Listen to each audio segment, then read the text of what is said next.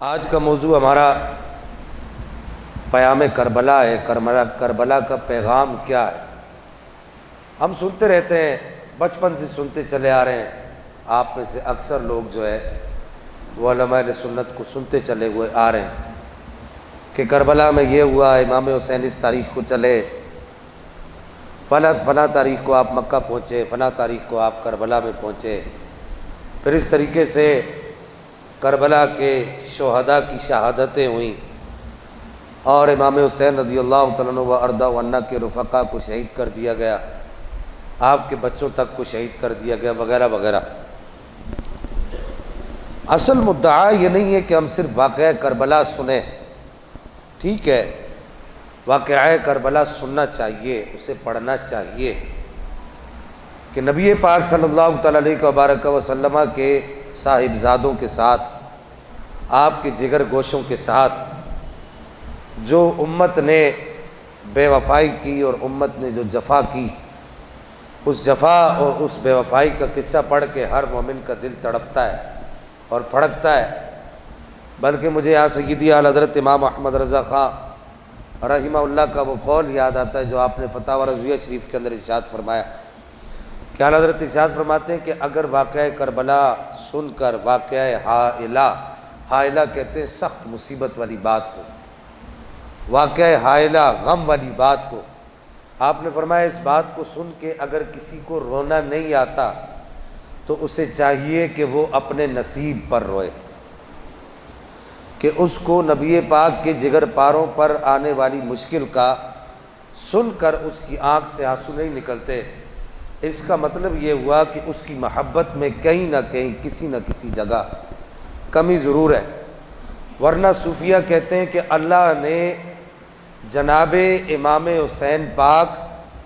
اور جناب امام حسن پاک اور نبی پاک کے گھرانے کے لوگوں کے ناموں میں یہ تاثیر رکھی ہے کہ اگر کوئی آدمی ان ناموں کو دل سے پکارتا رہتا ہے تو پاک پروردگار اس کے دل میں اپنی نورانیت کا نور داخل فرما دیتا ہے۔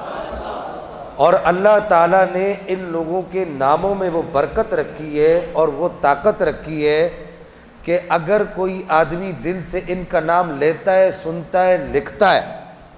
تینوں باتیں اگر لیتا ہے، سنتا ہے، لکھتا ہے، تو پاک پروردگار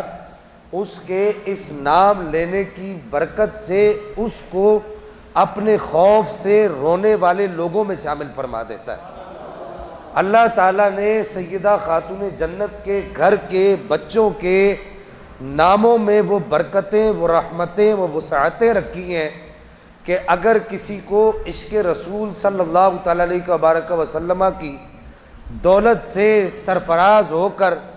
آنکھیں نم کرنے کا فن نہیں آتا، وہ نہیں رو سکتا، اسے نبی پاک کا نام سن کر رونا نہیں آتا، اسے نبی پاک کے یاروں کا نام سن کر رونا نہیں آتا، اللہ کے خوف کا سن کر، اللہ کے عذاب کا سن کر رونا نہیں آتا۔ وہ فرماتے ہیں کہ اگر اس کے سامنے صاحب دل ہو، اس کے دل میں، اس کے سینے میں جو دل ہے،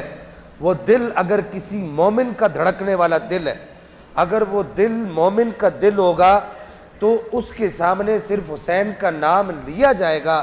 تو اس کی آنکھوں سے چھما چھم آنسو برسنے لگ جائیں گے۔ اللہ تعالیٰ نے آپ کے ناموں کے اندر یہ برکت رکھی ہے، اور صوفیہ تو فرماتے ہیں کہ اللہ نے ان ناموں میں اتنی برکت رکھی ہے، اتنی برکت رکھی ہے، وہ حدیث بھی ہے، میں نے وہ حدیث کے تحت کبھی کسی وقت میں آپ کو یہ تشریحات عرض کی تھی،